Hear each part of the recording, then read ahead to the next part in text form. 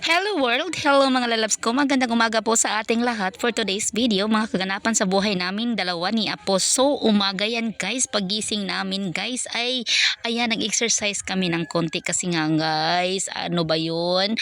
Ang ating katawan ay sobrang bigat. Hindi tayo makagawa sa ating mga gawaing bahay kapag mabigat ang ating pangangatawan. Kaya kailangan talaga nating ibinat-binat muna ng konti para naman ay ganahan tayo sa ating mga trabaho na super dami guys. Alam nyo ba yun guys? Sinong relate sa akin dyan guys?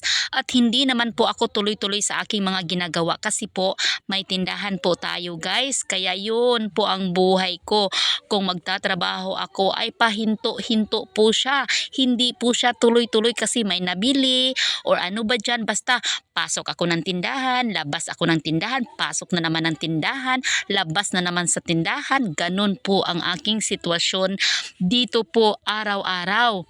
At ayun na guys, pagkatapos ko mabinat ang aking katawan ay nagsaing na pala ako dyan. Sa apoy ako guys, hindi ako sa gasol nagluto. Kasi mas masarap po ang kanin kapag sa apoy natin niluluto guys. At hugasan ko yang sa aming gasol kasi sobrang dumi na.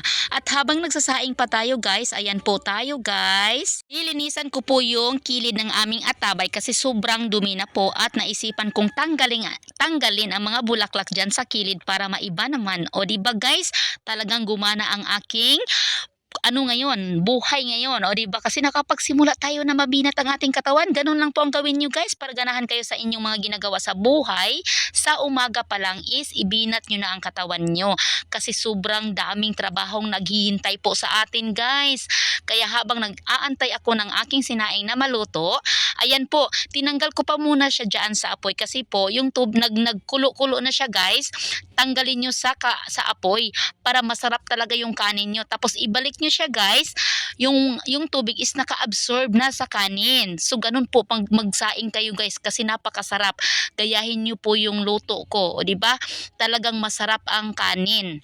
At pag binalik nyo na siya guys, so syempre yung apoy is anuhan nyo na, ikalat-kalat nyo na guys para hindi naman masunog yung yung puwitan ng ating kanin guys. O diba?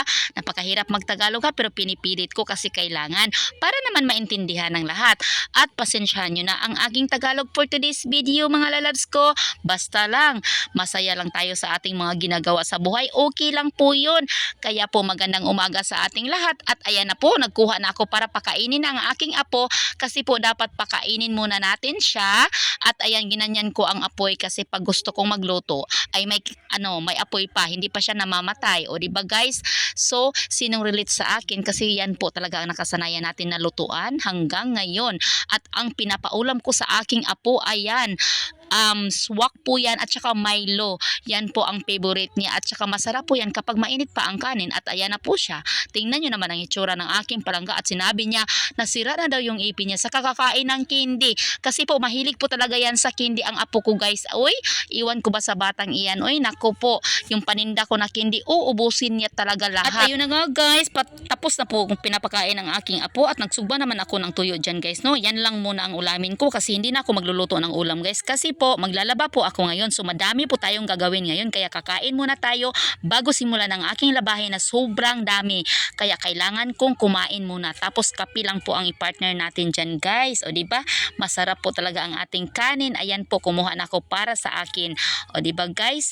So yan po ang aming mga ganap for today's video guys. No? Gusto ko lang i-share sa inyo ang araw-araw namin na kaganapan sa kwento-kwento ng aming buhay. So ayan na po, nagkuha lang pala ako ng sili. Tapos lagyan natin ng kalamansi at suka pang sausawan natin sa ating tuyo. Yan lang po, isapat na po. So kailangan lang talaga guys kasi gusto ko po talaga maglaba today. Kaya simulan ko na talaga sa morning pa lang ang aking trabaho. So ayun na nga, kain po tayo everyone. Thank you Lord sa mga blessings, sa simpleng pagkain at nakakabusog po yan talaga guys. So kailangan lang talaga natin may pagkain sa araw-araw.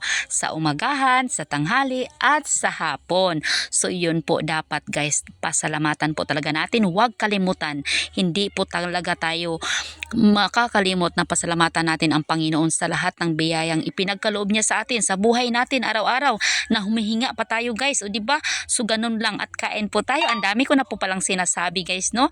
Kain-kain everyone. Kaya gusto ko lang magpapasalamat sa mga ko dyan, solid na supporters ko na patuloy kayong bumibisita sa aking bahay. I love you all. I love you mga lalabs. So ayan po tayo guys. Patuloy lang sa ating pagkain kasi po kailangan na nating maglaba today. At pagkatapos kumain, ayan, ang kape naman ang ating iinumin. So mainit pa siya kaya hindi ko pa ininom. Pinapalamig ko pa. So yun lamang for today's video, mga ganap namin sa buhay ngayon. Thank you everyone for watching. Sana hindi kayo magsasawa sa akin. Bye-bye! Maraming salamat po. God bless us all. I love you mga lalabs. Bye-bye!